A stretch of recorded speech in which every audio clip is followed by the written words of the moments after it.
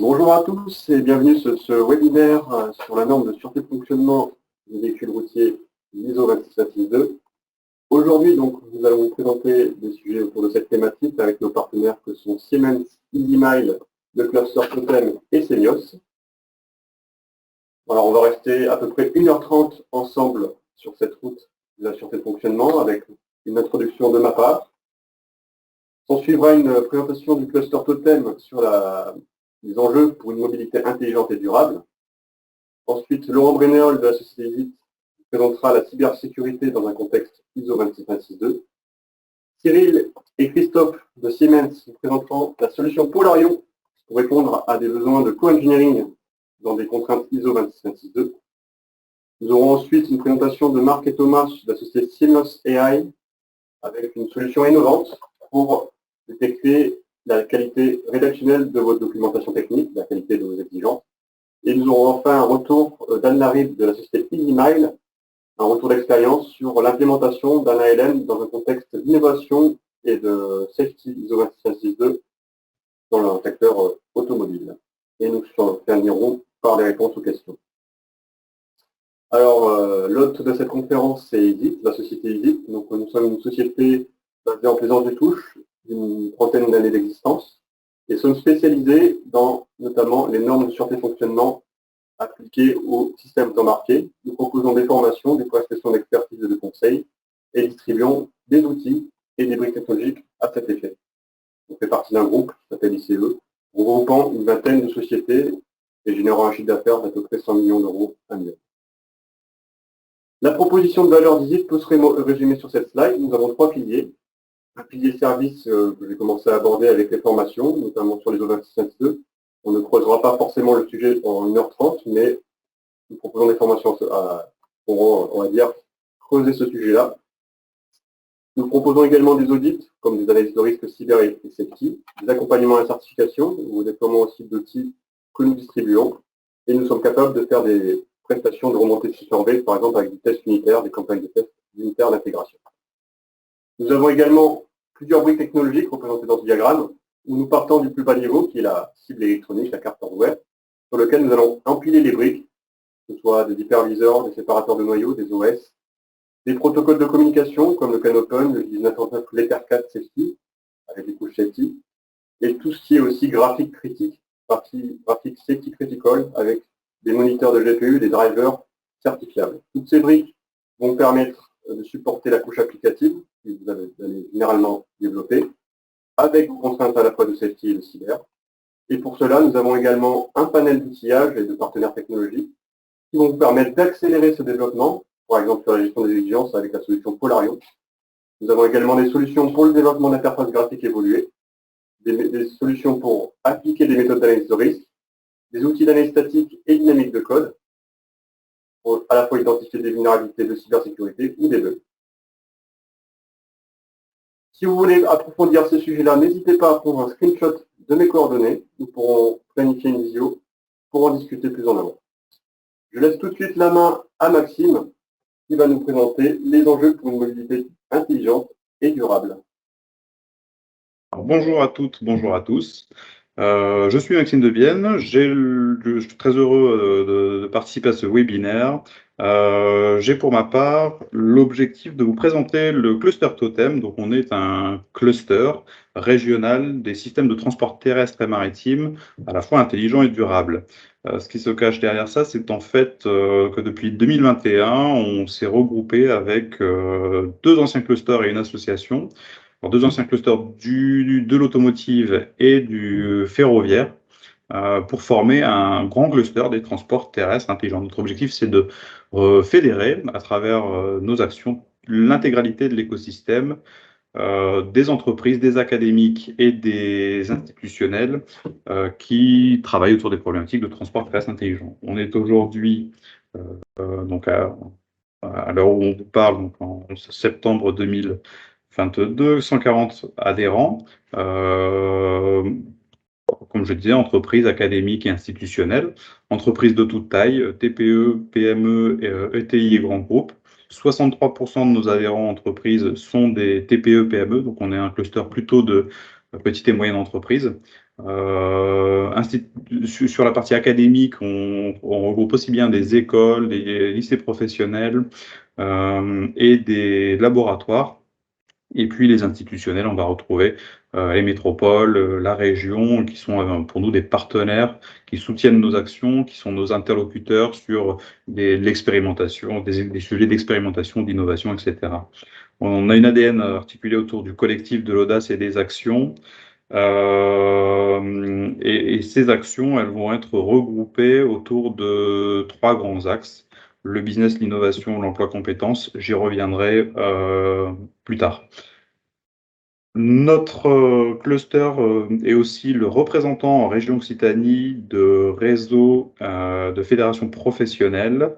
Pour l'automobile, par exemple, ça va être la PFA, qui est l'instance nationale de la filière automobile.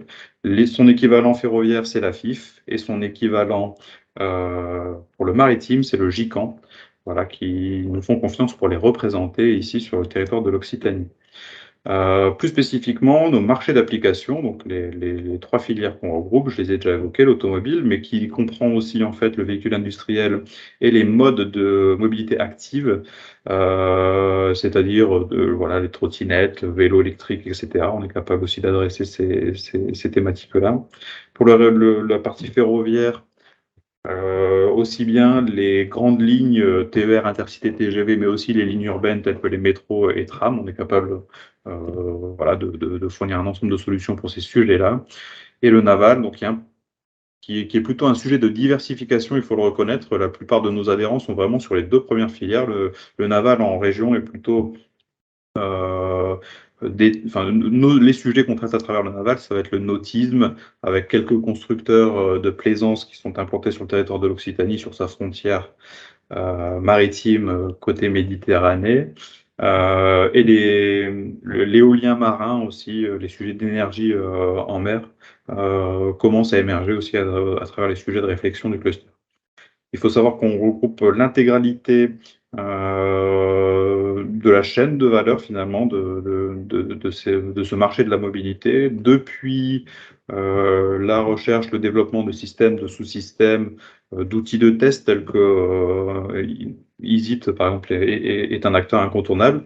La fabrication, avec quelques fabricants, EasyMile qui participe à ce webinaire en est l'exemple.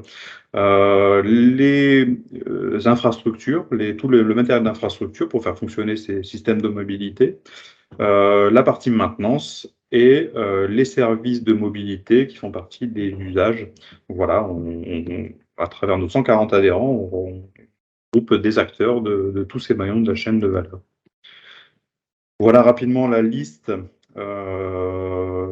exhaustive de nos adhérents à juin 2022. Je ne vais pas y revenir en détail, mais vous retrouvez EasyMile et tous les autres membres qui sont pas. Je cite ces deux-là parce qu'ils sont présents à travers ce webinaire, mais également voilà, l'ensemble des autres adhérents que compte le cluster. Les trois grandes missions donc, que se sont données les membres adhérents. On est une association gouvernée par nos adhérents, donc au service de nos adhérents. Donc les trois grandes missions sous lesquelles se regroupe l'intégralité de nos actions sont le business, l'innovation, et, la formation et les compétences. Le business, voilà, pour travailler ensemble, avoir des cibles collectives, enfin comment dire, adresser des grands comptes de manière collective. Parfois, pour les PME, c'est compliqué d'adresser à elles seules des comptes comme Renaval, Alstom et d'autres. Donc, on sait à travers le cluster s'organiser en grappes pour mettre en commun les objectifs, les contacts et les moyens et adresser le grand compte en tant que totem, donc proposer une offre de valeur globale du cluster. Et de ce fait-là, être plus visible et plus remarquable. L'innovation, on va plutôt être sur la recherche de compétences complémentaires, de travail sur des expérimentations avec les réseaux institutionnels, je l'évoquais tout à l'heure, et éventuellement la recherche de navettes de financement pour vos projets d'innovation, que ce soit région, État ou voire Europe si c'est nécessaire. On est en lien, nous, avec les financeurs de l'innovation, donc voilà, on peut vous accompagner aussi là-dessus. la formation compétences qui est un sujet de plus en plus important pour nos entreprises. Là, on déploie des actions petit à petit d'attractivité des filières, d'observatoires pour tenter de mettre en lien le besoin des entreprises avec les filières de formation en face. C'est des choses qu'on est en train d'initier. Voilà, l'exemple d'action qu'on est capable de mener sous cette grande mission d'accompagner nos adhérents sur l'emploi de la formation. Ensuite, on va dire les traversaux, les sujets horizontaux du cluster, ça va être les sujets de digitalisation. Le webinaire d'aujourd'hui en est un exemple autour de la cybersécurité. Les programmes structurants, donc l'innovation, l'accompagnement de grands acteurs qui décrochent, par exemple pour la partie financière, des grands contrats tels que la troisième ligne de métro, la LGV, etc. Donc voilà, on sait se positionner avec nos PME pour répondre à certains appels d'offres. La performance industrielle pour les sites de fabrication, l'automatisation, etc. La transition énergétique. On a des webinaires, par exemple, avec la PFA sur comment mesurer l'impact carbone de sa production, de la conception de ces systèmes, etc. Et puis, pour terminer, des actions de visibilité et d'attractivité, où là, on est capable d'embarquer un certain nombre de membres qui sont intéressés pour être présents sur un salon, sur un événement, sous une grande bannière totem, donc être visible au milieu d'un salon en étant plusieurs sous une bannière unique et en même temps sous-diviser un espace à disposition des adhérents qui sont intéressés par les cibles de tel ou tel événement. Voilà, je ne serai pas plus long. Si vous souhaitez en savoir plus sur le cluster, Franck Edlar et moi-même, Maxime Debienne, on se tient à votre disposition. Alors Franck plutôt sur la partie rail maritime, quant à moi je suis plutôt sur la partie automotive. Et voilà, je vous invite à nous suivre sur le LinkedIn, voire vous rendre sur notre site internet pour suivre notre newsletter accessible à tout le monde et qui vous permet un peu de comprendre ce qu'on fait et de suivre les actions qu'on organise au sein du cluster. Merci pour votre attention et on l'espère à très vite. Présenter la cybersécurité dans un contexte ISO 26262. De cybersécurité qui est un point un peu connexe par rapport à l'ISO 26262, mais tout à fait d'actualité. En ce moment même, l'Union européenne est en train de légiférer, de produire un acte législatif sur la cyber-résilience qui, à très court terme, va imposer aux fabricants de produits numériques et de logiciels de prendre en compte la cybersécurité dans la conception, le design de leurs produits et de la traiter sur l'ensemble du cycle de vie, et notamment, par exemple, de traiter tous les incidents de cybersécurité qui pourraient se produire en lycée. Cet acte législatif va conduire à créer des normes harmonisées sur l'ingénierie de la cybersécurité. Alors, dans le cas des véhicules routiers, cette norme, elle existe déjà, c'est l'ISO 21434, qui regroupe l'ensemble des exigences en termes de processus de développement et de preuves à apporter sur la cybersécurité des produits, des systèmes insérés dans les véhicules routiers. Alors, les concepts de l'ISO 21434, elle définit la cybersécurité comme suit, comme une condition dans laquelle les actifs sont suffisamment protégés contre les scénarios de menace, les threat scénarios,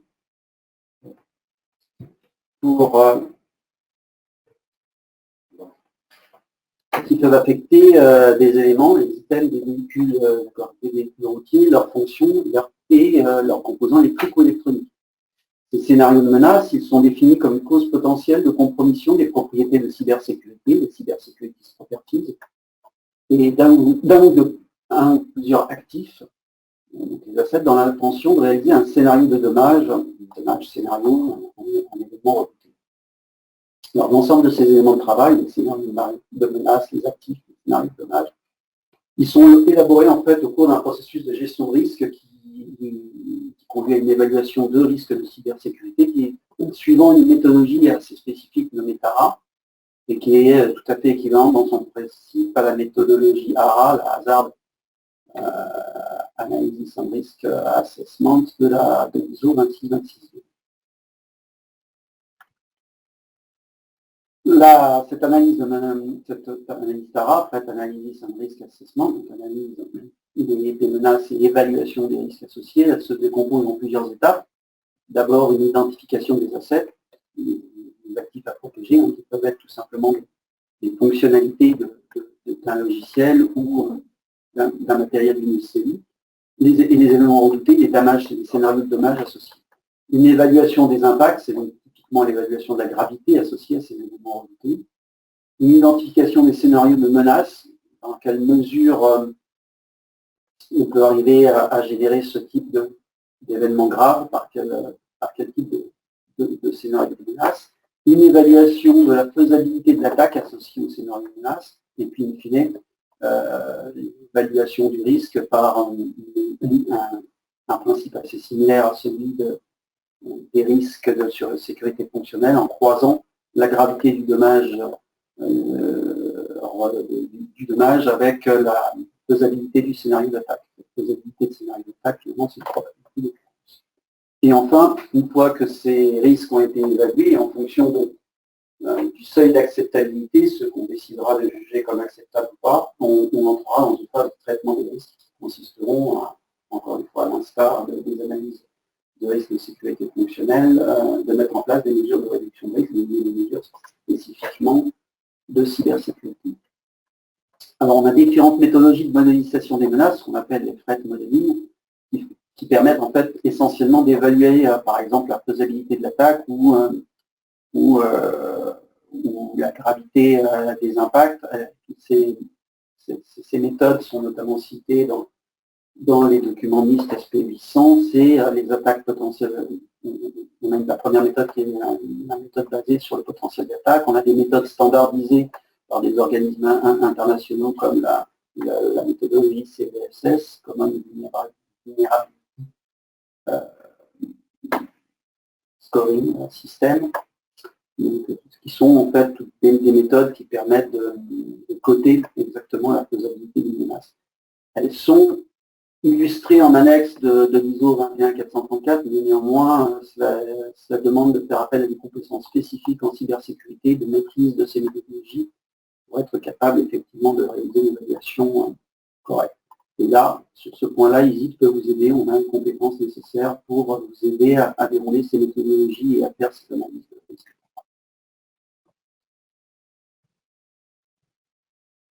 La norme 21434 va avoir un impact sur l'ensemble du cycle de votre développement de produits. Elle requiert des activités, des produits spécifiques. Donc on a un peu parlé des items qui vont contenir les recettes, des cybersecurity goals qui sont un peu l'équivalent des safety goals de la 26.2, des scénarios de menaces dont on a parlé, associés aux cybersecurity goals, des exigences donc suite aux menaces qu'on aura décidé de traiter.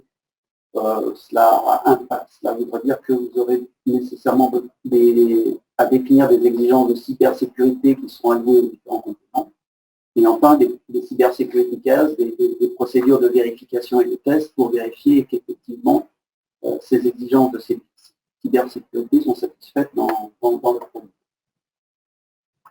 L'ensemble de ces produits d'activité, la norme demande qu'ils soient vérifiés dans un processus d'assurance qualité similaire à celle de tout, qu'ils soient vérifiés avec une production d'un enregistrement correspondant. Ils doivent être gérés en configuration avec le maintien d'un historique. On doit à tout moment pouvoir revenir à une version précédente de l'élément. Ils doivent être modifiés uniquement de façon contrôlée, suivant un processus strict de gestion de changement, le change process commun d'ailleurs, avec celui que vous aurez défini pour la 26.2. Et on doit assurer la traçabilité entre tous ces éléments-là. Donc ça fait beaucoup de choses à gérer. Et l'une des meilleures façons de faire ça est de centraliser tout ça et de garantir que l'ensemble de ces exigences sont satisfaites, c'est de les mettre en œuvre dans la LM Polarion qu'on va vous présenter au cours de cette suite de la présentation.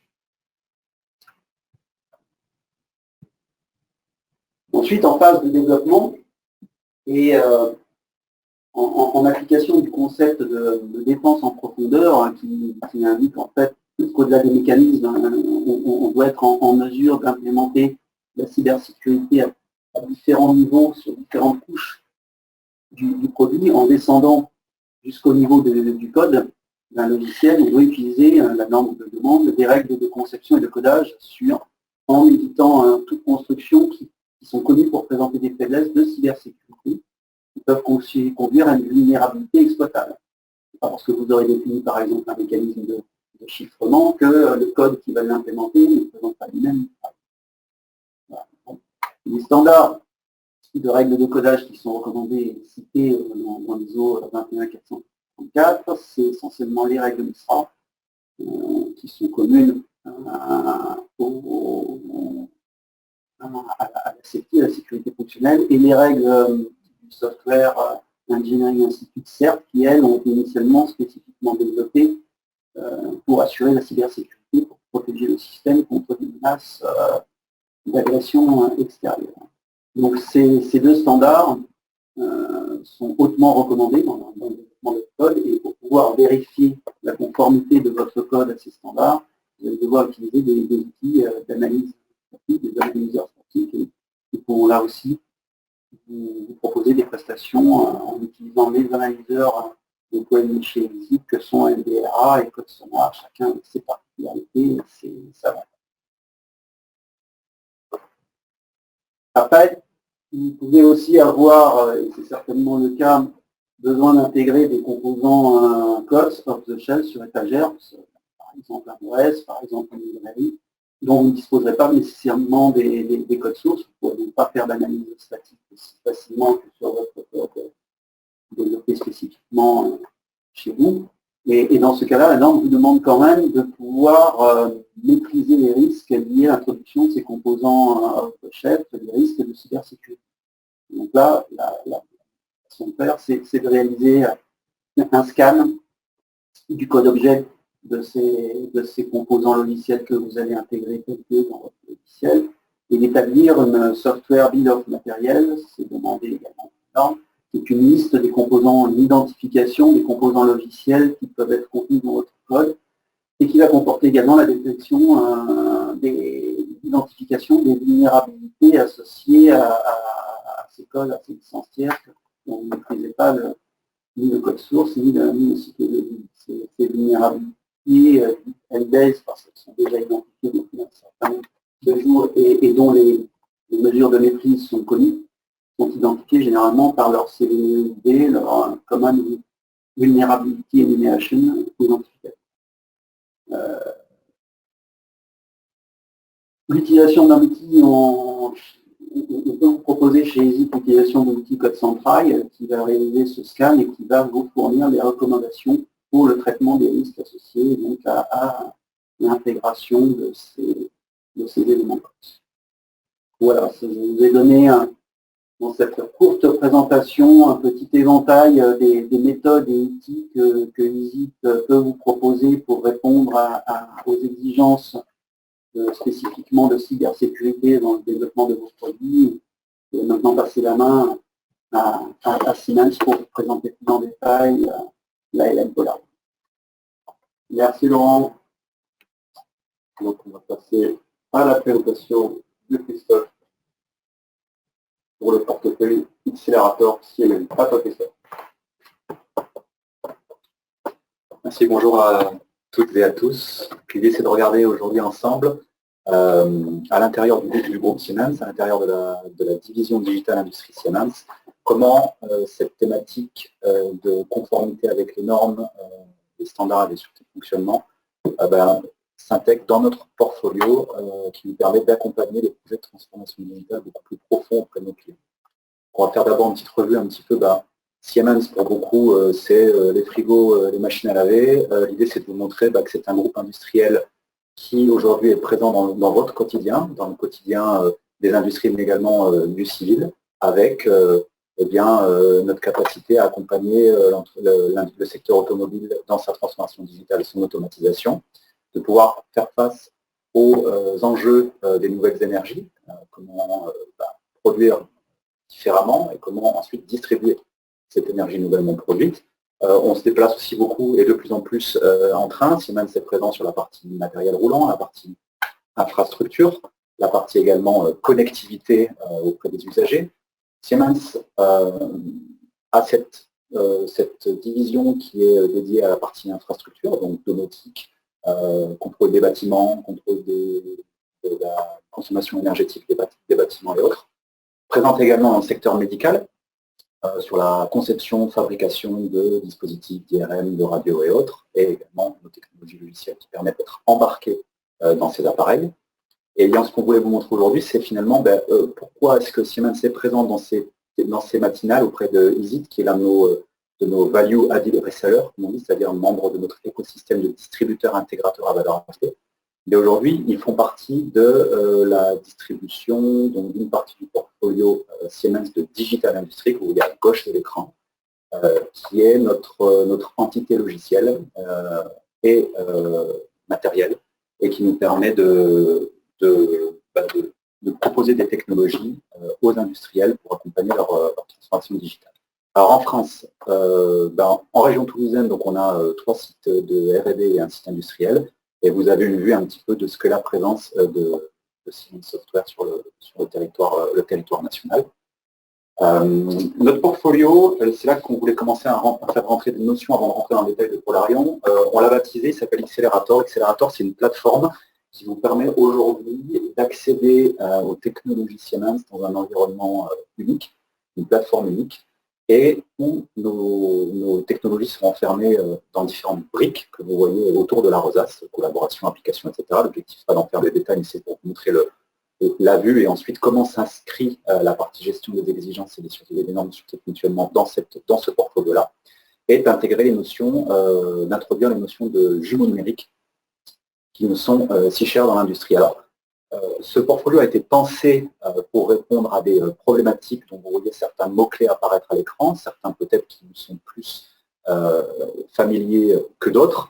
L'idée, c'est comment répondre aux enjeux globaux de l'industrie, de la transformation digitale de l'industrie, mais appliquée à vos problématiques en tant qu'usine, en tant que bureau d'études, en tant que cabinet.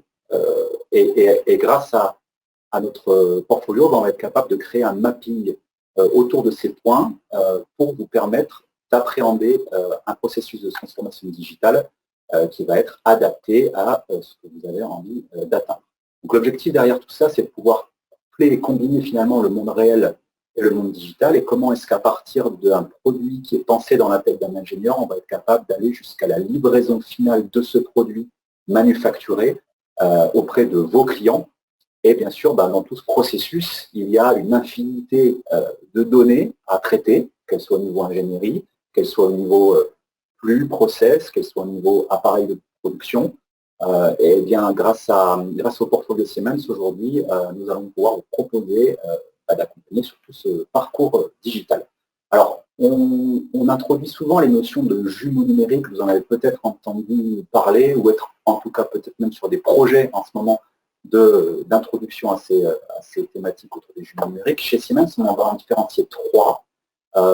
Un produit, production et performance. Le tout bien sûr, je dirais, enrobé et englobé dans cette thématique de cybersécurité qui a été présentée par Laurent précédemment. Là, rapidement, jumeaux numériques produit, eh bien, c'est la science de l'ingénierie, donc typiquement comment je vais concevoir et comment je vais simuler un produit de façon numérique pour m'affranchir des étapes un petit peu coûteuses, voire même longues, de la fabrication de prototypes. Donc, comment je vais être capable de représenter des phénomènes physiques différents, comment je vais intégrer, et c'est là qu'on commence à parler de standards et de normes, comment j'intègre des normes à l'intérieur de mon processus d'ingénierie et de conception. Une fois qu'on a fait ce travail de qualification, de dimensionnement d'un produit, eh bien, il va falloir le produire. Oui. Donc là, c'est là qu'on rentre dans un jumeau numérique qui est cette fois-ci un petit peu plus matérialisé, puisqu'on rentre dans les lignes de production.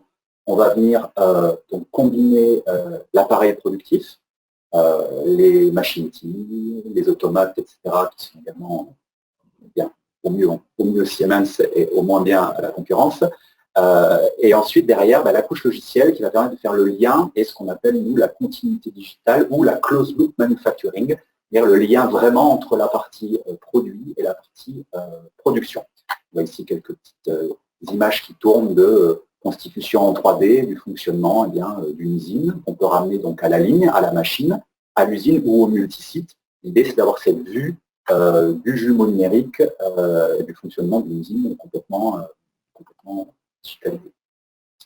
Le dernier, la performance, est également fondamentale puisque c'est une fois que j'ai fait ce travail de digitalisation de mon produit et de ma production, j'ai envie de voir si ce que je produis est conforme au produit que j'ai réalisé, dans quel temps, dans quelle mesure, est-ce que j'ai des non-conformités particulières, et finalement tous les efforts qui ont été faits depuis le début des phases de l'ingénierie, de digitalisation au niveau de l'ingénierie, on les récupère ici, c'est-à-dire que vous allez être capable d'avoir une vue de votre efficience et votre excellence opérationnelle, grâce à des indicateurs au niveau des machines, au niveau des usines, etc. Et donc, la continuité digitale et la présence du portfolio accélérateur Siemens permet d'aller jusqu'à ces niveaux de représentation. Et donc, c'est ce qu'on va un petit peu plus détailler maintenant. C'est sur cette partie jumeau numérique, vous avez sur cette slide-là, finalement, la photo finale du travail de digitalisation complet et du mix entre le monde réel et le monde virtuel. C'est ce qu'on appelle l'approche des jumeaux numériques. Et c'est ce qu'on propose, en tout cas, à nos clients qui souhaitent se lancer dans un processus de transformation digitale. Alors, pour ce faire, c'est bien d'avoir les technologies, mais ça ne peut pas se faire s'il n'y a pas l'écosystème qui va avec. Et donc, l'écosystème passe par vos fournisseurs, vos clients, et comment, en fait, nos technologies vont être capables d'être suffisamment interopérables pour pouvoir répondre aux enjeux aussi de connexion et de collaboration au niveau des modèles de données. Donc, tout cela, c'est l'objet de Siemens, et aujourd'hui, on en fait vraiment on met vraiment l'accent là-dessus, c'est-à-dire qu'on n'enferme pas nos clients dans nos technologies, mais on se voit au contraire comme un catalyseur de la transformation digitale pour aller affronter les enjeux de demain. Vous voyez évidemment des thématiques qui aujourd'hui sont présentes énormément dans le milieu. Et donc, notre promesse, en tout cas, ce qu'on essaie de mettre à disposition, c'est d'être capable d'affronter ces enjeux le mieux possible. Voilà ce que je pouvais un petit peu rapidement en introduction de qui est Siemens et pourquoi est-ce qu'aujourd'hui on est présent sur ce webinaire autour des normes de sûreté de fonctionnement. C'est qu'on va faire un petit focus à travers notre portfolio. Cyril, tu vas reprendre la main et tu vas pouvoir expliquer qu'est-ce que Polarion. Merci beaucoup Christophe. Donc Cyril Rodriguez, je suis très content d'être parmi vous aujourd'hui. Donc effectivement, après toute cette vision Accelerator, donc dans cette vision Accelerator, vous voyez une brique tout à fait en haut, un service qu'on a nommé collaboration. Donc aujourd'hui, on demande d'innover beaucoup plus vite et on voit avec en plus un cadre de contraintes qui grossit tout le temps. Tout à l'heure, Laurent nous a parlé de cybersécurité, on voit que des exigences de cybersécurité apparaissent. Et donc là, l'idée, c'est comment on va pouvoir aider les bureaux d'études à concevoir rapidement, efficacement et en plus dans l'état de l'art de ce que demandent les normes et dans l'état de l'art aussi de ce que on nous impose en termes de sécurité, de cybersécurité qui en plus évolue tout le temps. Donc aujourd'hui, la réponse Siemens sur cet aspect-là, sur comment faire en sorte de mieux travailler ensemble plus efficacement, de casser les silos et de faire en sorte que vraiment on puisse travailler soit en petits bureaux d'études, soit à l'échelle et en entreprise étendue, comme on l'a vu avec Christophe, on a vu un slide aussi avec les partenaires, avec tout l'écosystème. Aujourd'hui, on va dire, quand on conçoit un produit, on ne le conçoit pas et on ne le fabrique pas tout seul. Les industriels sont très rares, sont ceux qui ont tous les corps de métier au sein de leur entreprise. Donc, on parle beaucoup d'entreprises étendues et de co-engineering. Et donc, aujourd'hui, la réponse, c'est donc Polarion qui se situe dans le portfolio Accelerator, qui en fait a trois fondamentaux. Les fondamentaux de Polarion, c'est la collaboration, la traçabilité et les workflows. Donc, on est vraiment sur un atelier qui se très souple, très ergonomique, il y a toujours cette vocation du Word-like, c'est-à-dire qu'on considère qu'aujourd'hui, c'est 98% des spécifications sont faites et rédigées aujourd'hui dans Word. Donc l'idée, c'est de se rapprocher au plus proche de ce qu'on connaît en termes d'outils de bureautique. Et pour autant, on apporte tous les services dont a besoin un bureau d'études pour vraiment faire de l'engineering, de l'ingénierie des exigences et de la gestion de lignes de produits, vraiment quelque chose de très poussé qui va vraiment faciliter le quotidien des ingénieurs et qui va être au service des ingénieurs et pas au détriment des ingénieurs. Donc on est là pour accélérer leur façon de travailler, on n'est pas là pour les ralentir ou pour les ennuyer dans leur quotidien. Donc de toute façon, tout à l'heure, il y aura Anne qui va discuter un petit peu, qui va nous faire un retour d'expérience vraiment client et qui pourra nous expliquer un petit peu ce qu'ils en font, parce que toujours pareil, la techno, elle est là, et le sujet, c'est toujours qu'est-ce qu'on va faire de cette techno, qu'est-ce que j'en fais moi de cette techno, où c'est que je l'utilise, où c'est qu'elle me fait gagner du temps, et donc ça, c'est ce qu'on verra tout à l'heure. Donc ensuite, un des facteurs clés qu'on ne pouvait pas passer à côté de ce slide, sur ce live stream, aujourd'hui, donc Polarion, donc c'est une techno d'un éditeur qui s'appelle Siemens. Au-delà de la techno éditeur, il y a toute une couche métier. Cette couche métier, c'est la couche essentielle, c'est ce qui fait que Siemens est aussi éditeur. Donc Siemens est avant tout un industriel et qui est proche des métiers. Et donc dans cette proximité métier, il était évident qu'on avait besoin d'apporter des accélérateurs métiers. Et donc ici, l'un des accélérateurs métiers, business et qualité, c'est les kits de certification qui sont disponibles à côté de Polarion. Donc au lieu de qualifier votre outil, au lieu de vous monter les dossiers de justificatifs pour avoir une plateforme qui soit approuvée, conforme pour justement justifier l'état de l'art des normes, on peut gagner du temps et prendre, on va dire, un process template, prendre tout un tas de choses pré-câblées, déjà profilées pour votre utilisation. Donc ensuite, ça, c'est quelque chose qui est en plus. Donc, on peut très bien choisir de partir avec ce kit ou de choisir de ne pas partir avec ce kit pour s'approprier le modèle. Donc, il y a vraiment aujourd'hui 3 sortes de clients, on va dire. Il y a ceux qui prennent la solution out of the box, avec des process qui répondent déjà à un cycle itératif ou à de l'agilité.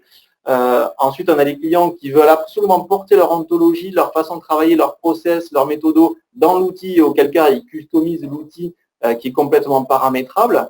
Ou alors, on a aussi des clients qui préfèrent partir de kits déjà éprouvés par d'autres industries, par d'autres industriels pour gagner du temps sur le retour d'expérience d'autres acteurs. Voilà, donc ça, c'est vraiment au choix et chacun a sa stratégie. Il n'y a pas de stratégie, on va dire, c'est pas binaire. On est vraiment dans la zone de gris, ça dépend vraiment des contextes. Tout à l'heure, Christophe a dit qu'on était autant dans le médical que dans l'automobile, l'aéro, spatial. Voilà, suivant le contexte de chacun et la maturité aussi de son service d'engineering, on peut choisir des solutions différentes. Parfait.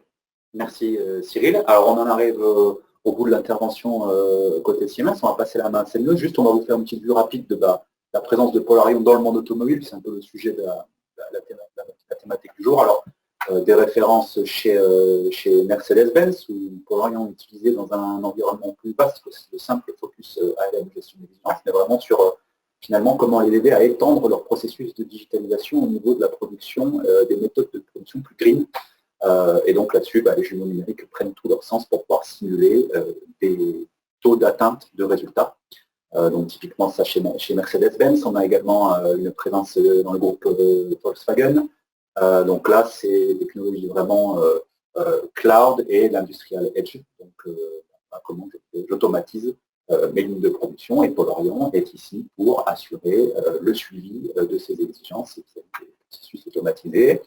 On va avoir également l'utilisation d'un Polarion chez Porsche.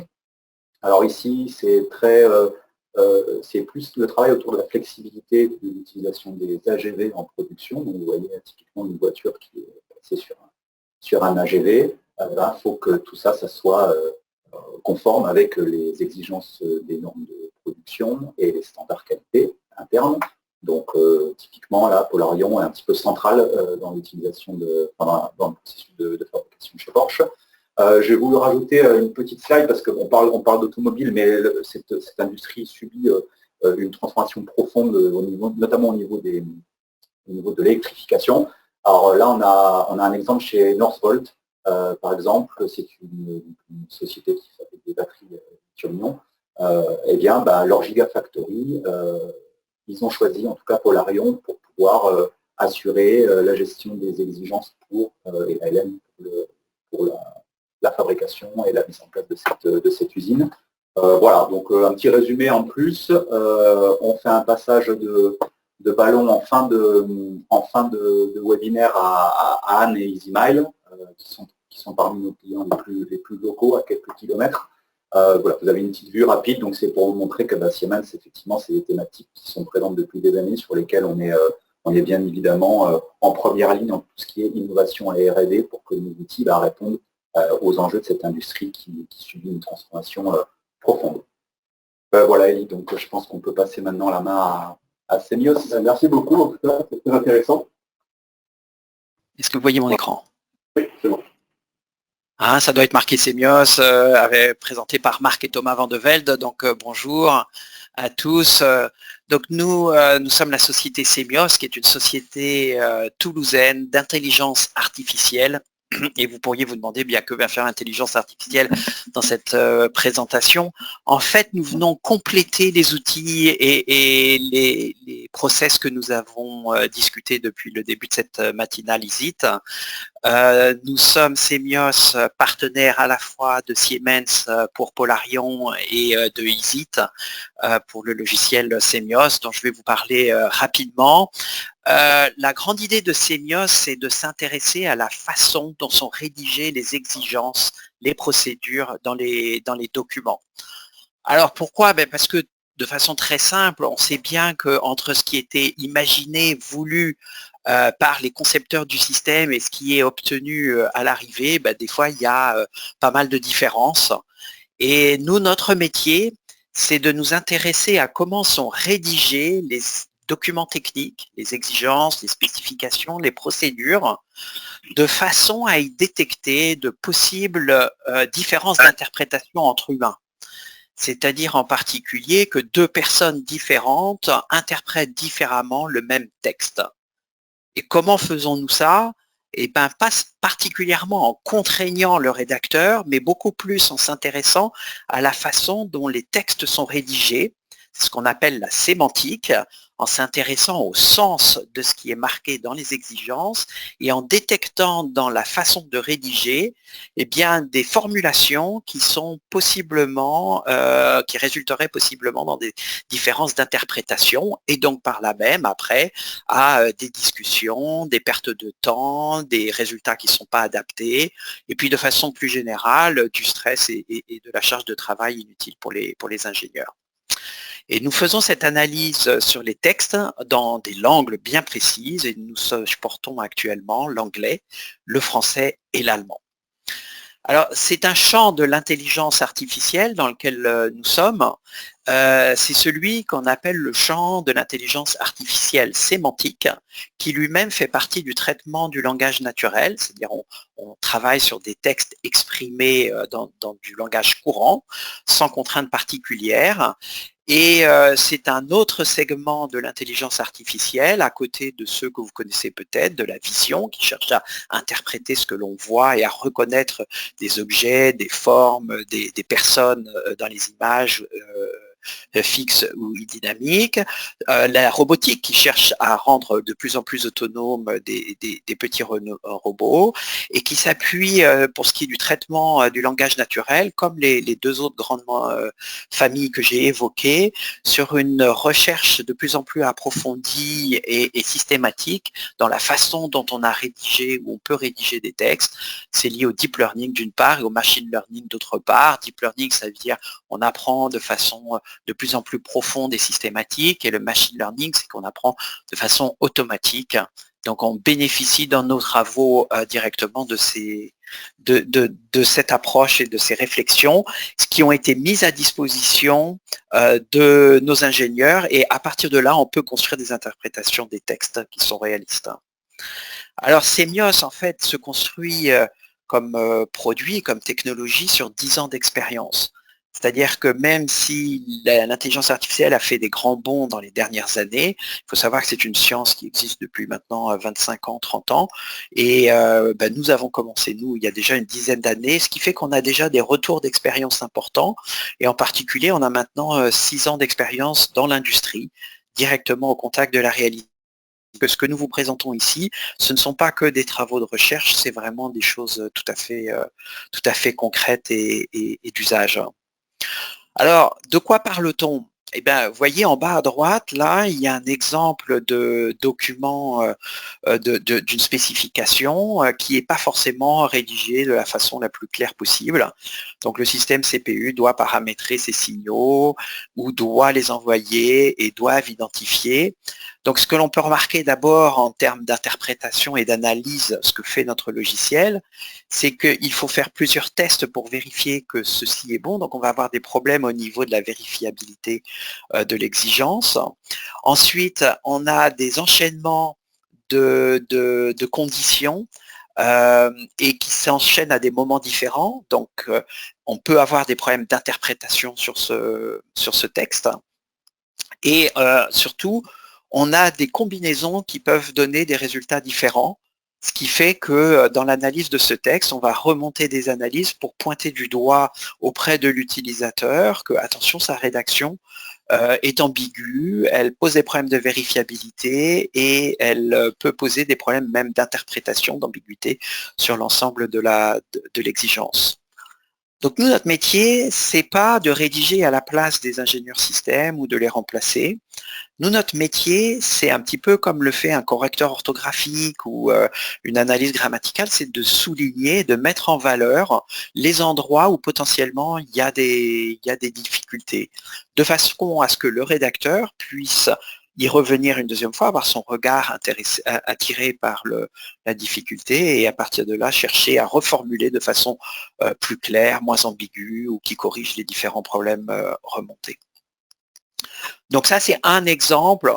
Il fallait en choisir un pour ne pas prendre trop. En fait, c'est beaucoup d'exemples qui visent à appliquer des règles simples de rédaction, de formulation d'exigences dans les documents techniques.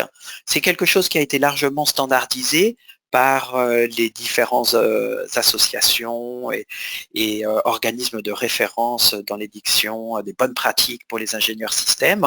Et nous, en fait, ce que nous faisons, c'est que nous consignons et nous implémentons ces bonnes pratiques dans des outils de vérification automatique au niveau de chaque exigence. Et le but est d'aider le rédacteur à appliquer au fil de l'eau, exigence après exigence, sans fatigue particulière pour lui, la bonne application de ces règles. On peut travailler directement dans des documents formulés en Word ou en Excel, mais aussi on sait s'intégrer dans les ALM et PLM leaders du marché. Et en particulier, nous avons un partenariat très fort avec Polarion, dans lequel notre logiciel s'intègre directement dans l'interface utilisateur. Et à chaque fois qu'une exigence est stipulée dans Polarion, on a la possibilité d'appliquer une analyse sémios sur cette exigence qui retourne les petites notes de couleur que vous avez sur la droite. Alors ça, c'est la version synthétique, je dirais, au niveau du document général de l'ensemble des spécifications. Puis si on clique sur le bouton Report qui est en bleu, on a accès à ce moment-là à une analyse plus détaillée qui nous donne exactement l'analyse point à point de ce qui s'est passé. Une des caractéristiques de notre logiciel, c'est d'être didactique. C'est-à-dire que nous expliquons pourquoi il y a eu une formulation qui est faite et à chaque fois, on a, vous voyez sur la partie droite, la possibilité d'accéder à un niveau d'information complémentaire, voire aux bonnes pratiques des organismes de standardisation, voire à des exemples de règles sémantiques qui sont attachées à ça et il est possible pour les référents du site de configurer des adaptations en fonction du métier ou de l'industrie spécifique dans lequel est notre client, de manière à ajuster au maximum les retours qui sont faits par le logiciel. L'idée ici, encore une fois, c'est bien d'aider le rédacteur, de l'aider dans l'immense tâche que constitue la vérification systématique de toutes les exigences dans des phases de relecture et leur faire gagner du temps. Pourquoi? Essentiellement pour qu'ils aient plus de temps pour pour travailler sur le fond des problématiques qui sont posées, pour travailler vraiment sur le sens des exigences qu'ils formulent. Alors, à quoi sert Semios pour nos clients? On a pu mesurer sur les expériences concrètes qui ont été faites un gain de 30 à 50% de temps dans les circuits de relecture, de rédaction et de relecture. Pourquoi? Parce que quand les formulations ne sont pas claires ou pas suffisamment bonnes, le comité de relecture rejette les formulations qui repartent pour réanalyse. Et puis plus le temps passe et plus il faut refaire des analyses par-dessus les analyses et les maintenir à jour. Et la qualité, si c'est fait par des humains, tend à baisser parce que c'est fatigant et c'est répétitif. Là où l'automate, lui, ne se fatigue jamais et est capable de maintenir sa qualité bien du premier coup. L'objet ici, c'est de faire bien du premier coup pour le rédacteur de manière à accélérer l'ensemble. Bien entendu, c'est un impact favorable sur la qualité des exigences et encore plus sur la cohérence de la qualité à l'échelle de l'ensemble des rédacteurs. Pourquoi? Parce qu'on a une grille de lecture qui est commune et qui est partagée par l'ensemble des rédacteurs. Donc du coup, ce qui sort est beaucoup plus homogène au niveau de chacune des formulations pour les spécifications techniques. Nos clients nous ont remonté un effet positif très intéressant autour de la dimension pédagogique et en particulier pour faire monter à bord des nouveaux rédacteurs. Quand des ingénieurs systèmes acquièrent de l'expérience, formulent pour les premières fois leurs exigences, souvent il faut un temps non négligeable de la part de leurs seniors pour les faire monter à niveau, leur apprendre à bien formuler les choses. Le fait qu'ils aient le retour immédiatement de façon privée, pour eux, un petit peu comme le correcteur orthographique va me corriger, me montrer mes fautes avant même qu'elles sortent du document que je suis en train de rédiger, donc sans que personne le sache, ça me permet comme ça de prendre confiance en moi, d'être sûr que la première passe est bien faite. Et du coup, ils nous ont dit que ça accélérait considérablement la montée en compétences de nouveaux rédacteurs, d'à peu près 50% d'efficacité sur ce sujet. Un quatrième point qui a été beaucoup évoqué, c'est la baisse de la charge mentale et de la fatigue pour les relecteurs en particulier, c'est-à-dire ceux qui doivent signer les documents. Quelle est leur angoisse de laisser passer un document qui contiendrait une exigence radicalement mal formulée. Et quand le nouveau document, la nouvelle version du document débarque avec ses 700 exigences à l'intérieur et qu'il faut les reprendre une à une, quel poids, quelle charge? Alors que là, l'automate peut bien sûr dégrossir le travail de façon à ce qu'on se concentre sur le fond et beaucoup moins sur la façon de rédiger les choses parce que ça, c'est pris en charge par Semios. Enfin, au total, nos clients ont montré qu'ils étaient capables de beaucoup mieux maîtriser leurs délais, de tenir les engagements, en particulier quand l'on en est à acceptation des documents. C'est-à-dire que les documents produits étant de meilleure qualité, étant plus homogènes, étant moins incohérents dans les formulations d'exigences les unes avec les autres, eh bien, ils sont plus facilement acceptés en aval par ceux qui doivent les prendre en compte pour les réaliser. Et c'est souvent traduit comme par une plus grande agilité pour l'entreprise afin de produire les fameuses solutions qu'elle est en train de spécifier. Donc nous jouons un petit rôle, mais un rôle que nous considérons comme essentiel dans l'ensemble de la chaîne de production de valeur autour de produire des systèmes de plus en plus de qualité. Voilà. Je repasse la parole à Elie. Merci beaucoup Thomas, c'était très intéressant. J'en ai d'ailleurs moi-même parlé à pas mal de nos clients, certains sont là, j'ai vu Fernando. Et chaque fois, ça éveille la curiosité, si ce n'est l'intérêt, donc c'est très intéressant. Eh bien, écoutez, on sera ravis de faire connaissance, de vous rencontrer, d'aller un cran plus loin dans les explications, et puis surtout d'échanger autour de comment utiliser cette technologie dans votre cas particulier, dans votre environnement très spécial. Parce qu'on sait bien que c'est à chaque fois, c'est une affaire de localisation. Merci beaucoup. Je vais donc passer la main pour notre témoignage client avec Anne et Easymail. Du coup, Anne Larib, je suis directrice système intégration et validation chez EasyMile. L'idée de la présentation d'aujourd'hui, c'est un petit peu de vous expliquer ce que l'on fait chez EasyMile afin de vous donner le contexte dans lequel on s'est renseigné sur les solutions d'ALM et comment on en est arrivé à choisir Polarion. Donc EasyMile. EasyMile, entreprise fondée en 2014 avec une assez forte croissance parce qu'on a actuellement plus de 250. Si tout va bien dans notre plan de recrutement, on devrait même atteindre les 300 personnes d'ici la fin de l'année. Comme vous pouvez le voir sur la carte, on est une entreprise dont le siège et la majorité des activités sont basées à Toulouse. Mais on a également des bureaux donc à Berlin, Denver, Singapour et Adélaïde en Australie. Moi, Oui. Anne, je crois que les slides ne tournent pas. On est encore sur la première slide. Sinon, tu peux peut-être pas mettre en plein écran et c'est pas très grave. On les. Enfin, c'est mieux là. Vous voyez la deuxième slide du coup? Oui, c'est bon. Ah si, c'est bon. C'est retourné. Donc. C'est bon. Au pire, sinon tu me diras si, comme tu as le lien vers les slides, si tu veux les partager toi, il n'y a pas de souci. Là pour l'instant, essaye et je te dis si ça fonctionne. Là, j'ai l'impression que la connexion n'est pas super stable. Ok. Donc je reviens là-dessus. Je peux continuer? Ouais. Oui, c'est bon. Ok, si jamais tu vois que ça avance pas, n'hésite pas, tu me coupes la présentation, tu prends la main et tu partages les slides à ma place, d'accord? Non, ça marche. On est, donc, chose importante, on est certifié ISO 9001. Et bon, on vous a mis sur la planche nos partenaires principaux qui sont Alstom, la BPI, Continental, Searchlight et également des fonds d'investissement qui s'appellent NextStage et McQueen. Parfait, tu peux aller à la slide suivante. Et ça marche. Voilà, top. Donc EasyMile, on se concentre sur le fait de fournir des solutions d'autonomie qui sont dites de niveau 4. Donc niveau 4, c'est-à-dire que la solution est complètement autonome et n'a pas besoin d'une intervention humaine, et cela dans un environnement maîtrisé. Donc c'est vraiment notre segment et le secteur sur lequel on se concentre actuellement. À la différence du niveau 5, c'est un véhicule autonome qui est capable de se déplacer n'importe où et de définir quel va être, enfin de manière dynamique, quel va être le point suivant dans sa navigation. Là où nous, on est sur des parcours qui sont des parcours, entre guillemets, maîtrisés.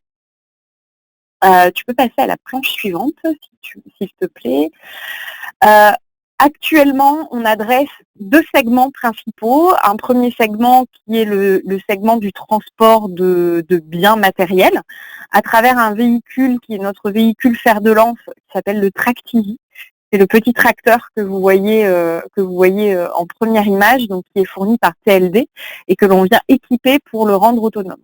On a également sur ce secteur-là deux camions, un Tug, c'est le premier camion que vous voyez, et un Camag, deuxième camion que vous voyez, qui sont tous les deux des camions qui visent à transporter des containers. Un des deux camions, le premier est articulé, le deuxième ne l'est pas. Voilà, donc c'est deux solutions techniques un petit peu différentes, mais qui adressent des use cases assez similaires de transport de containers. On va viser dans ce genre de cas des usines, des centres logistiques, mais également des aéroports pour la partie transport de bagages avec le petit tracteur logistique. Le deuxième gros segment sur lequel on est présent, c'est le segment du transport de passagers avec notre navette qui s'appelle l'EasyTen et qui fait du transport de passagers jusqu'à une dizaine de personnes. On est en train de travailler sur le futur de cette navette et le remplaçant de cette navette. Et on a également d'autres projets dans le pipe afin d'adresser dans le futur des sites plus urbains et de transports ruraux. Actuellement, notre EasyTen se concentre principalement sur des sites privés et fermés en France, mais en Allemagne, on a également déjà un peu de transport rural, mais c'est pas encore totalement, la technologie n'est pas encore totalement au niveau, notamment vis-à-vis de l'ISO 26222, pour pouvoir adresser complètement ce genre de cas. Vous allez voir pourquoi j'insiste sur ce point-là, parce que c'est un point important de contexte. Tu peux passer à la planche suivante, s'il te plaît, Elie. Donc, ce que l'on vend chez EasyMile, c'est des solutions véhicules donc des véhicules autonomes équipés, comme je l'ai dit, goods et people mover. Actuellement, on vend le Tracti, on vend l'EasyTen. Les plateformes dont je vous ai parlé, le Tug, le Camag et les futures autres plateformes ne sont pas encore en vente, elles sont plutôt au stade de prototype. On vend également notre logiciel qui vient donc équiper, rendre autonome les différents véhicules. Je peux passer à la planche suivante. Notre stack logiciel est une stack logicielle commune à tous les véhicules que l'on vient équiper. Donc, c'est-à-dire que la partie verte que vous voyez au centre, qui est vraiment notre cœur logiciel intelligent, avec une partie que l'on appelle Easy Drive, qui comprend toute l'intelligence de détection, navigation, perception et localisation, et une stack logicielle qui s'appelle EasyShield, qui est une stack logicielle sécuritaire, qui vient vérifier ce que fait la stack logicielle Easy Drive, et c'est la stack EasyShield qui porte un niveau de certification ASIL, actuellement ASIL B, et on envisage de la faire augmenter en termes de niveau d'ASIL jusqu'à un niveau d'ASIL C, voire D. Donc c'est vraiment la partie EasyShield qui est sujette à de l'ISO 26262. Le reste de notre stack est sujette, je dirais, plutôt à de l'application de la SPICE ou d'un cycle en V classique, mais sans forcément une volonté de lui faire porter un niveau de certification. Comme vous pouvez le voir à gauche, on a des capteurs qui sont les capteurs que l'on préconise d'équiper sur les véhicules et qui sont spécifiques à chacun des véhicules. Et ensuite, sur la droite, on a la partie plus spécifique que l'on appelle EasyMove, qui consiste à faire l'interface et la traduction entre notre stack logiciel unique et les spécificités des plateformes pour pouvoir s'interfacer avec le drive-by-wire. Je peux passer à la planche suivante. On est dans un contexte, donc chez EasyMile, où, comme je le disais, on a une brique qui garantit notre niveau de safety. On a un track record de 0 accident actuellement, donc 0 accident dû à notre stack logiciel. Ça nous est permis parce qu'on vise déjà et on applique d'ores et déjà l'ISO 26262 sur la partie EasyShield, et on est en train d'obtenir notamment, donc c'est plutôt la norme machine de ce point de vue-là, le CE marking pour la partie TrackTV. Et on fait les démarches d'atteinte de niveau d'ASIL B pour EasyShield et du coup pour nos véhicules dans le cadre de l'ISO 26262. Comme je le disais, on est déjà d'un point de vue qualité certifié ISO 9001, donc on s'inscrit dans cette démarche et on a fait un gros effort depuis 1 an et demi, 2 ans sur la partie cybersécurité, également pour appliquer l'ISO 21434. On a commencé à poser les premières briques. Tout ceci nous tire forcément et nécessairement une approche système et également un cycle en V assez rigoureux pour pouvoir garantir donc la traçabilité et la validation des exigences que l'on met en œuvre, tant quand elles sont d'origine safety, mais aussi d'origine non safety. Tu peux passer à la planche suivante, s'il te plaît. Donc, comment on en est arrivé à se poser la question d'un ALM? Comme je le disais, cette question, on se l'est posée, en fait, je le disais pas, mais question de timing, on a commencé à se poser la question fin 2020. Donc moi, j'ai rejoint EasyMile fin 2020, et quand je suis arrivée, le constat que j'ai fait, c'est que on était une entreprise en forte croissance. À l'époque, on était 230 fin 2020, avec une équipe système qui avait fait une très grosse montée en puissance, notamment sur la dernière année. Donc l'équipe système qui est passée en 2009 de 5 personnes à en 2021-2022 une vingtaine de personnes. Comme je le disais, on a une stack logicielle unique qui sert plusieurs véhicules, plusieurs produits. Donc on a aussi une forte contrainte autour de la traçabilité d'exigences opérationnelles venant des différents produits versus nos exigences système qui doivent pouvoir être tracées proprement et répondre aux différents produits. On a des enjeux de certification, je l'ai mentionné, notamment l'ISO 26262, la norme machine, mais on vise aussi de la SPICE et on commence à se pencher sur le concept du SOTIF qui nous tracte également des sujets de traçabilité. La traçabilité était en place, c'est-à-dire qu'on a une traçabilité qui existe, mais qui est basée sur des solutions non harmonisées et surtout peu scalables. Ça a été mentionné avant, mais typiquement les spécifications dans des Google Sheets référencées dans des tickets Jira et la traçabilité des tests qui est basée sur d'énormes Google Sheets, c'était typiquement le contexte d'EasyMile. Ce qui fonctionne quand on est petit, mais qui n'est clairement pas scalable, surtout avec le taux de croissance que l'on a et le nombre de projets que l'on a en parallèle, avec des ambitions tout de même élevées de scale-up et de déploiement. On travaille en agile, donc nos développements, c'est du développement logiciel qui suit le principe de l'agile, mais en même temps, comme je le disais, on fait du cycle en V parce qu'on a besoin de garantir un niveau de traçabilité et de validation. Donc le constat, fin 2020, c'est qu'on avait le besoin d'équiper les équipes système d'un outil d'ALM pour garantir que l'on pouvait avoir une traçabilité fluide des exigences tout en s'intégrant dans un concept et dans un processus agile. Les contraintes que l'on avait à l'époque, c'est qu'on avait déjà pas mal d'outils en place. Donc Jira pour la gestion de l'agile, Jenkins, Sphinx dans les équipes de développement, Sphinx qui est un outil open source qui permet de faire de la documentation de code, Medini pour la partie MBSA, donc Medini qui est utilisé par les équipes safety depuis déjà, je pense, 2-3 ans, et Capella pour la partie modélisation système engineering, qui est un outil qui était utilisé dans les équipes système. On avait également une ressource à l'époque, qui est en train de se résoudre, de ressources limitées, c'est-à-dire tant en termes de capacité que de compétences. Quand on a lancé l'exercice de benchmark d'outils d'ALM, l'équipe système, c'était 6 personnes. Voilà. Maintenant, on est 20, mais à l'époque, c'était 6 personnes et on n'avait pas de ressources dédiées sur ce sujet.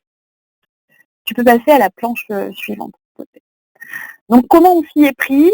On s'est dit, dans un premier temps, il faut qu'on définisse ce que l'on veut faire, ce que l'on cherche à faire, quels sont les pain points que l'on a besoin d'adresser et quels sont les outils qui pourraient répondre et se définir une matrice d'évaluation pour chacun des outils afin d'arriver à un choix de solution qui soit le plus éclairé possible. Donc, on a lancé ça du coup début 2021.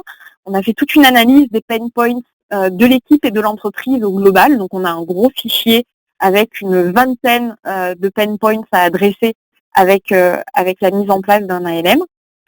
On a mappé à l'époque notre process tel qu'il était et tel qu'on aimerait qu'il soit pour pouvoir répondre à nos différents pain points identifiés. Et on a également, à cette époque-là, fait un mapping des outils et des flux de données que l'on avait en place. Basé là-dessus, on a défini des critères d'évaluation pour les ALM. Donc, vous avez une table là que vous voyez qui a un gros résumé. Les critères d'évaluation, ils étaient de l'ordre d'une quarantaine de points, des points très techniques, des points très subjectifs. L'idée, c'était vraiment de forger une opinion sur différentes solutions. Ensuite, une fois qu'on a eu posé toutes ces briques-là, on a lancé une sélection d'outils pour lancer notre benchmark.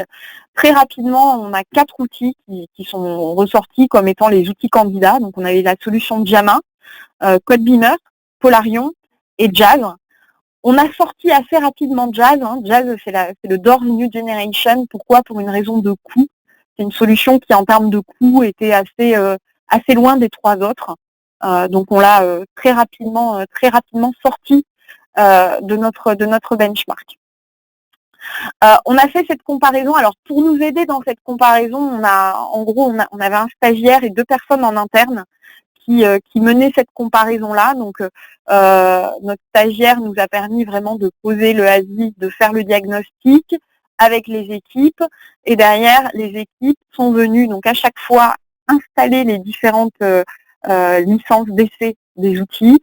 On fait des tests sur plein de points de configuration, de traçabilité, de prise en main des outils. Et derrière, on a eu un scoring pour chacune des solutions. Assez rapidement, Polarion s'est dégagé comme étant le choix préféré de l'outil.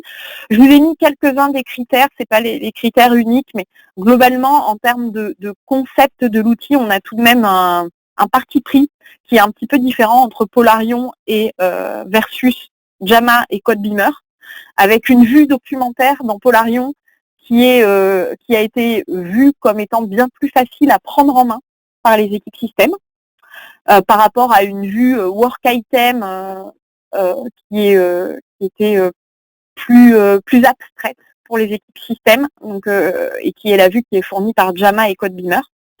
Donc Polarion, vraiment à la prise en main, première impression, les équipes se sentaient plus rapidement plus à l'aise avec la solution Polarion. Donc ça a été un gros critère.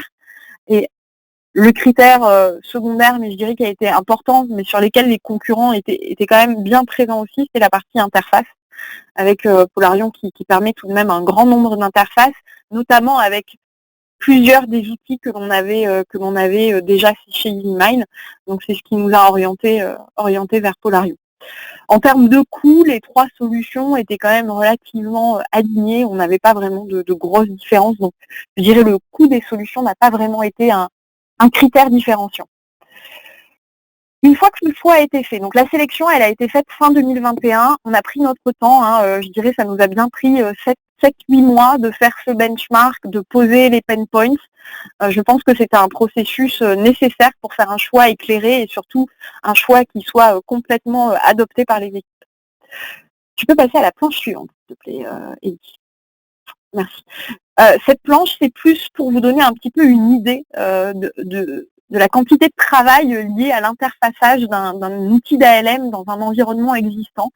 Donc on a fait tout un travail d'identification des outils en place et des éléments et des items que l'on aurait besoin d'échanger avec l'ALM, à quel moment du cycle et comment. Voilà. Donc tu peux passer à la suite, mais vous voyez, c'est assez complexe.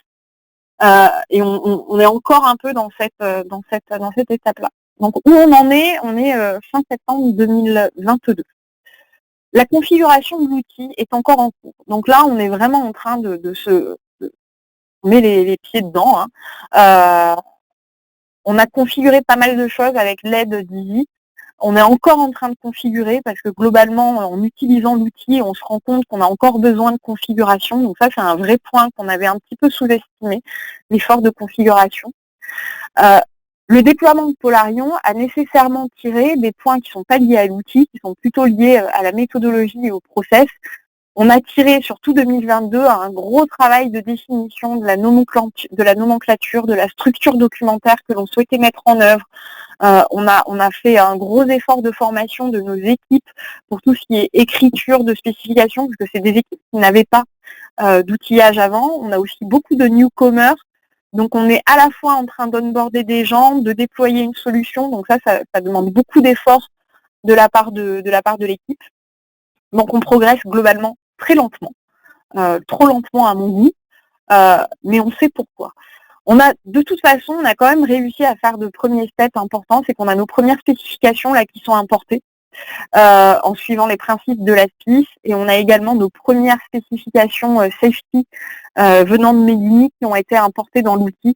Donc ça y est, on a posé les premières briques, on a, je dirais, un bon tiers de l'équipe système qui commence à travailler au jour le jour dans l'outil, sachant que l'on a 2 types de projets, des projets qui commencent, donc on commence dès le début à travailler dans l'ALM, ça c'est le plus facile, et après on a les projets dont les spécifications sont dans des documents et qu'il faut qu'on importe en cours de projet, ça c'est un petit peu plus compliqué, et derrière il faut qu'on raccroche un petit peu les différents bouts, et ça c'est un vrai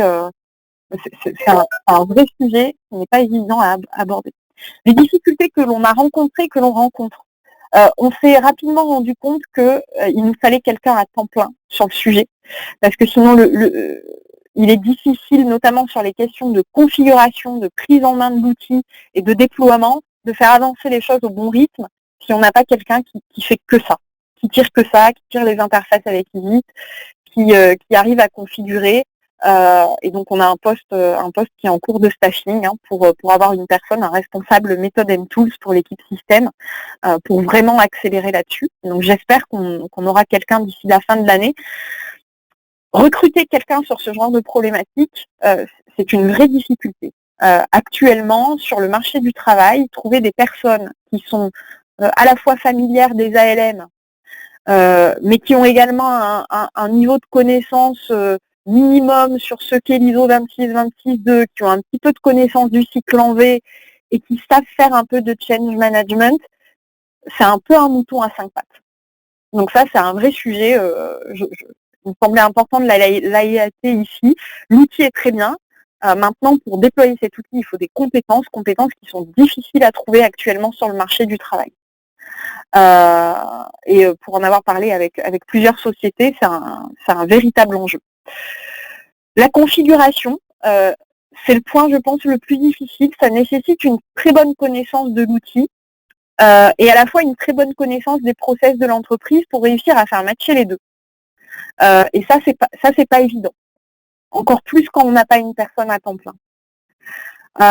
On a des interfaces qui sont non managées, notamment avec Sphinx.Meet, qui est un outil open source, outil de documentation de code, comme je le disais. Pourquoi cet outil il est important? Toute la partie code non sécuritaire, mais également le code sécuritaire, les développeurs utilisent ça au quotidien. C'est un outil, si vous ne le connaissez pas, je vous invite à regarder comment ça fonctionne, c'est très intéressant. Ça permet aux développeurs de documenter leur code directement dans le code. Donc c'est-à-dire que les spécifications du code sont à côté du code, ce qui pour eux est extrêmement pratique en termes de mise en œuvre et qui leur permet donc en développant d'assurer la traçabilité de ce qu'ils développent. Évidemment, c'est un outil incontournable pour nous avec lequel il faut que l'on s'interface pour pouvoir garantir une traçabilité entre les exigences que l'on va cascader aux développeurs et ce qu'ils vont développer et pour pouvoir ensuite faire la remontée du V. Cette interface est actuellement non managée, donc on est un peu face à donc là, on est en train de voir pour gérer un développement d'interface en interne, mais qui dit développement d'interface en interne dit une interface qui n'est pas managée. Donc pour assurer la continuité des outils, donc c'est un point d'attention et que l'on va avoir dans le cadre de notre déploiement. Et enfin, le workflow. Intégrer un outil comme cela dans un environnement d'outils déjà déployé, ça nécessite de vraiment se poser des questions de workflow et donc de revenir à la configuration. Et ça, c'est un vrai, c'est une vraie entreprise. Hein. C'est un vrai sujet qui demande du temps. Donc globalement, nous, on est toujours convaincus par l'outil. Hein. On est un peu déçus de notre niveau d'avancement parce que on pédale un peu dans la semoule. Parce qu'on grossit vite et il faut qu'on staffe et que là on cherche à staffer des profils qui sont vraiment pas faciles à trouver sur le marché. Donc on se heurte un peu à ce sujet-là. Maintenant on avance tout de même. On a un bon niveau d'adoption des équipes, le retour des équipes et que l'outil est tout de même facile à prendre en main. Il est hyper configurable, donc ça nous permet vraiment d'adapter à nos besoins au fur et à mesure du déploiement. Donc ça c'est plutôt positif. Donc sur 2022, voilà, on a avancé moins vite que ce que l'on aurait aimé. Maintenant, on sait pourquoi. On a mis des actions en place pour pouvoir accélérer. Mais c'est en tout cas un challenge très intéressant parce que ça tire vraiment des problématiques de comment on gère de la traçabilité en mode agile et comment on met en place un framework d'outils qui soutiennent au mieux nos processus. Et donc c'est une entreprise difficile mais intéressante. Donc on ne regrette pas notre choix de Polarion. On a encore beaucoup de chemin à parcourir avant d'être, je dirais, complètement at scale sur le sujet. Mais on avance. Voilà. Si vous avez des questions ou même des points d'expérience à partager, on est évidemment preneur. Merci beaucoup, Anne. C'est super intéressant, je pense, pour tout le monde qui sont dans la même situation que toi. N'hésitez pas d'ailleurs à profiter de ce live. Vous pouvez poser les questions, c'est en replay, vous ne pouvez plus. Merci tout le monde en tout cas d'avoir joué le jeu, d'avoir participé sur ce webinaire. J'espère que ça vous aura plu. On va vous envoyer le lien du replay prochainement par mail. D'ici là, vous pouvez aussi me contacter pour les questions qui vous viendraient ultérieurement. Vous pourrez soit y répondre directement, soit organiser une démo en visio avec l'interlocuteur privilégié. Merci à tous d'avoir participé à ce webinaire et on se voit bientôt.